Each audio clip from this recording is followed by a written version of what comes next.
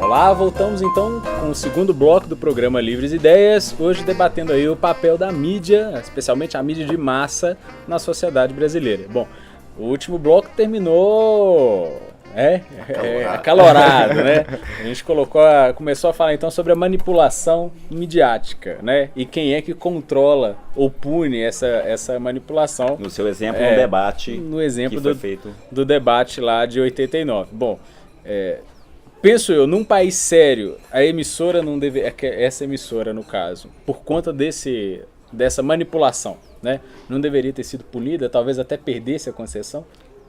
Afinal de contas, era uma corrida presidencial. Não, eu não vejo dessa. Primeiro que o Brasil amadureceu e era um momento de experiência realmente. O Brasil estava aprendendo a fazer isso tudo e não tinha ali o preparo dos próprios candidatos. Um se preparou mais, outro utilizou da sua influência dentro da emissora.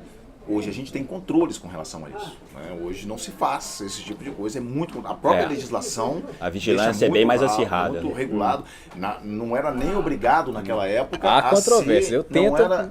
Sim, eu falo... Na época. Nos debates e tudo mais, hoje há mais rigor. Hoje há um rigor muito grande. Hoje a própria legislação eleitoral já regula como deve ser em virtude de tudo isso. É um aprendizado, né? A gente não pode... Na verdade, eu acredito que caçar uma concessão por sair, você está cerceando liberdade de imprensa, é uma coisa complicada. Porque até ver provas do que realmente aconteceu, porque se não foi uma ação de um marqueteiro, até se levar que foi a produção. Mas quando o próprio diretor da Mas quantos anos depois que ele falou isso? Talvez já prescreveu o crime há muito tempo. Se ele tivesse falado, mesmo que fosse no dia seguinte, teria acontecido alguma coisa. Porque afinal as opiniões já estavam formadas. Não, e mesmo porque a gente tem que levar em consideração o contexto da época, né? Era permitido. Sim. Agora hoje, você falou, hoje o debate ele está mais idôneo, vamos chamar assim. Pelo menos mais controlado, as regras mais controladas.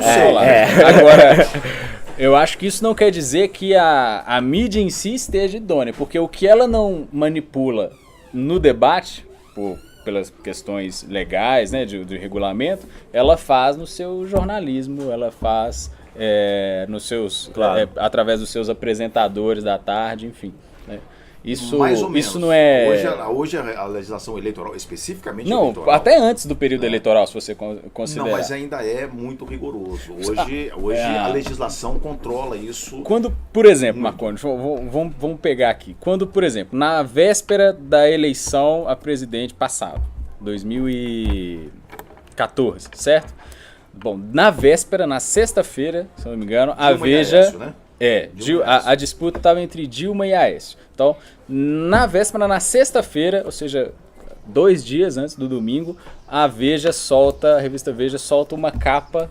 Ela atrasou a publicação, né, do seu, como lhe convém, e solta uma capa completamente contra o candidato da situação, contra a candidata Dilma.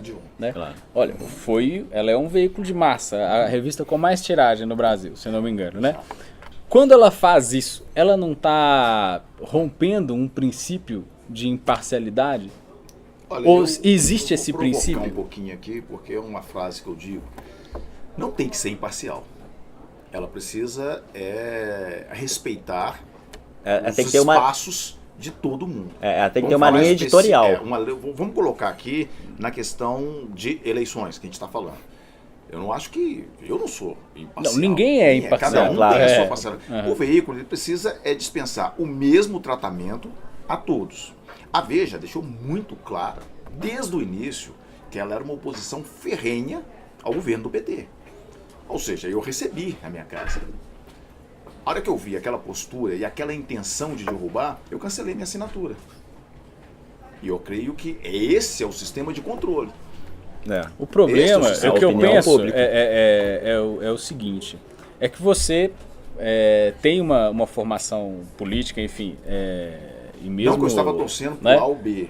Você claro, tem um nível de consciência política... A tendência é prejudicial, a gente que é do meio de comunicação percebe isso. Mas e a população comum? Aquela pessoa que trabalha de 7 às 10 da noite, não tem tempo para ler um livro, não tem tempo para se inteirar ligeiramente mais profundamente sobre qualquer assunto que seja, muito menos política. Vai acreditar... Especificamente no caso da Veja... Isso nós estamos falando na época... Não, agora. Agora, atual ou passada?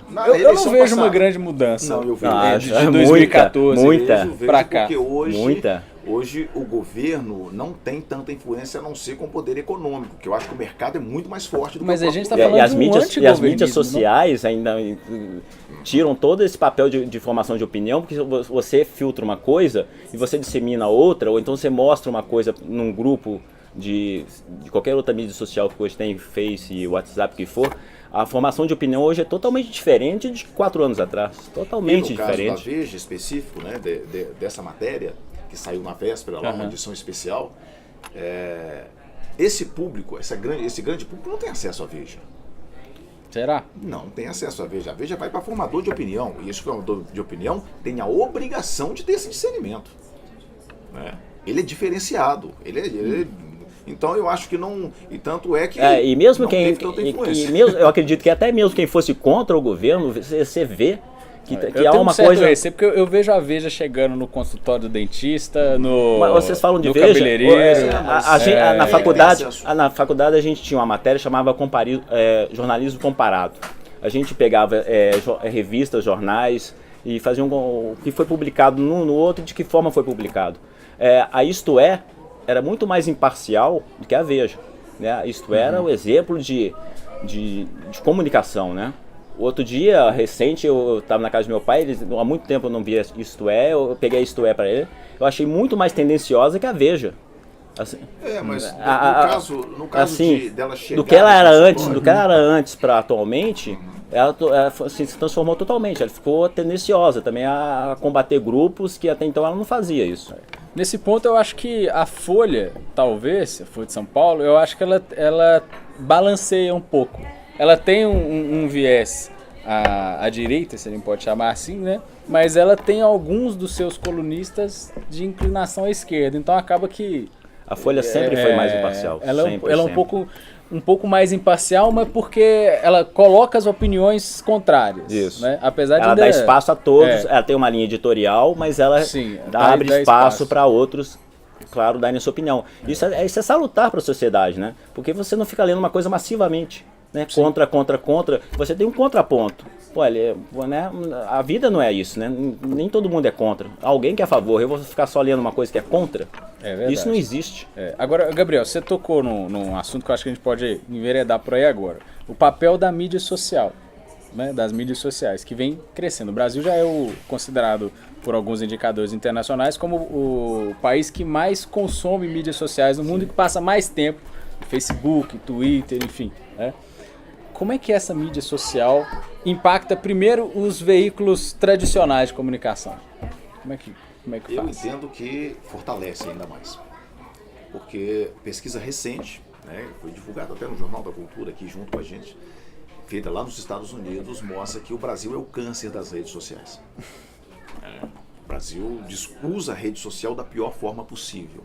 Então você tira credibilidade, que é o que a gente está falando desde o início aqui, o sistema de controle.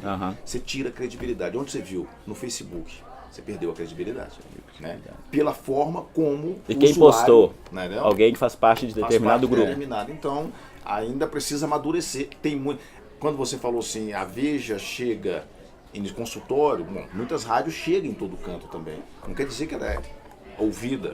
A Veja chegar não quer dizer que ela é lida. E se ela for lida, não quer dizer que ela é entendida. Né? A mídia social ela pode chegar, ela pode ser lida, mas não tem credibilidade. Hoje, inclusive,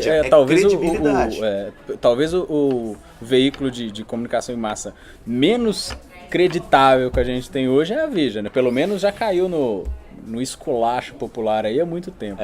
Talvez a Rede Globo também esteja mais ou menos disputando. Porque eu acho que aí a mídia social teve um papel muito forte naquelas manifestações de 2013, em que a Globo só mostrava baderneiros, não mostrava o papel que a polícia estava desenvolvendo, a violência. E do que as mídias sociais foram desmentindo, mostrando o antes das filmagens, antes das edições, né? Como você falou, a edição, o perigo da edição. Ter credibilidade. passou a ter credibilidade. Então, tem um sistema de controle. Acho que o próprio povo... Acho que talvez assim como na própria TV, na internet você precisa pesquisar. Não vai ser todo telejornalismo que você vai encontrar que vai ser creditável, talvez. Assim como não vai ser todo blog que você encontrar na internet que vai ser digno de, sei lá, da sua confiança. Agora, a grande vantagem, apesar de termos aqui poucas famílias tomando conta de todas as redes, eles são concorrentes. Claro. Então, quando você tem um movimento, por exemplo, como as manifestações de 2013, que todo mundo está transmitindo, se alguém sair fora, esse aí vai ser questionado. Opa, peraí, por que aqui está diferente? Foi aí que eu acho que a Rede Globo perdeu e caiu. Foi justamente aí, porque estava todo mundo mostrando uma coisa, ela mostrava outra. Então, perdeu a credibilidade. Então vamos falar mais de credibilidade. Então o terceiro bloco tá passando rápido demais, né? Demais. Então até o terceiro bloco.